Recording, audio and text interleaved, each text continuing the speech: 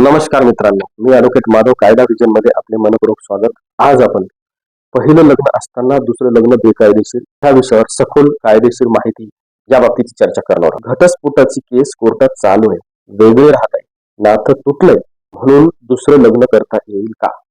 तर अजिबात नाही. पहिलं लग्न जिवंत असताना दुसरं लग्न करणं हे फक्त चुकीचं नाही, तर हा थेट गुन्हा. आज या व्हिडिओमध्ये आपण पाहणार आहोत असं झाल्यास कायदा काय सांगतो, शिक्षा काय आहे आणि लोक कुठं अडकतात.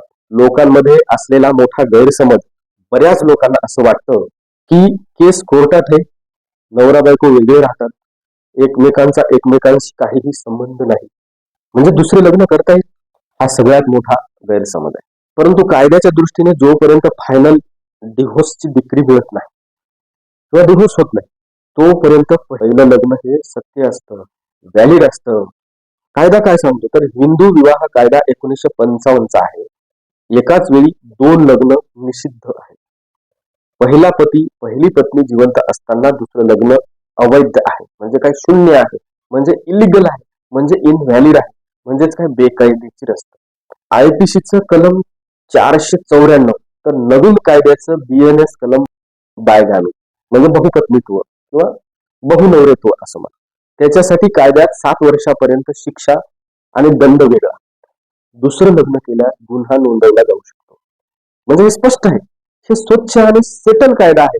जर तुम्हाला खोटं वाटत असेल तर गुगलला विचारू शकता, युट्यूबला विचारू शकता, त्याची पडताळणी करू शकता. मी तुम्हाला कलम सांगितलेले आहे. घटस्फोटाशिवाय दुसरं लग्न कायदेशीर संकट.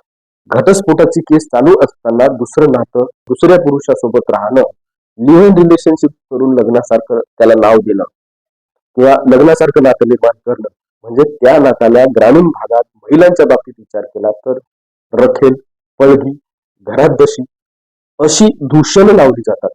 मग हे कायदेशीर दृष्ट्या सुरक्षित आहे का? नाही. याला मानसिक क्रूरता, मेंटल क्रुएल्टी, व्यभिचार, अडल्ट्रेशन परिस्थितीनुसार असं म्हणू शकता. याला समाजही मान्यता देत नाही आणि कायदाही मान्यता देत नाही, आणि याचा पतीच्या बाजूने कोर्टात फायदा होतो.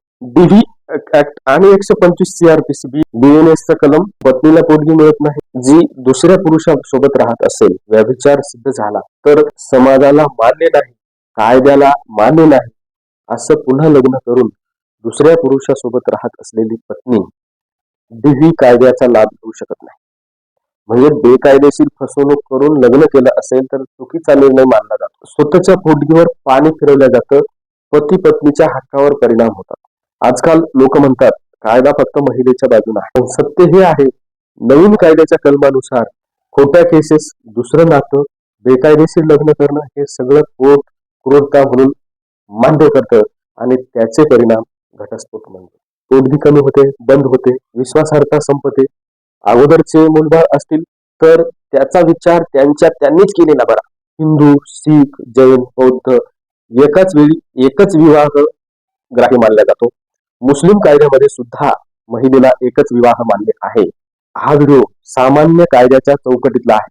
कोर्टात तारीखच तारीख असू शकते, केस 10 वर्ष चालू शकते, 20 वर्ष चालू शकते, कितीही वर्ष चालू शकते, वर्षानुवर्ष चालू शकते, पण त्याचा अर्थ दुसरं लग्न करण्याची परवानगी किंवा कायद्याने दिलेली नाही. पहिलं लग्न असताना दुसरं लग्न बेकायदेशीर आहे. महिलांनी नवरा बदलू नये. हा सल्ला भावनिक नाही, कायदेशीर आहे. चुकीचा निर्णय घेतला तर कोर्ट केस, पोटगी आणि आयुष्य हे सगळं अडकतं, म्हणजे स्पष्ट आहे. नवरे बदलणं नाही, आधी कायदेशीर घटस्फोट हवा. कोणताही निर्णय घेण्याआधी तुमच्या ओळखीच्या किंवा तज्ज्ञ वकिलांचा कायदेशीर सल्ला घ्या.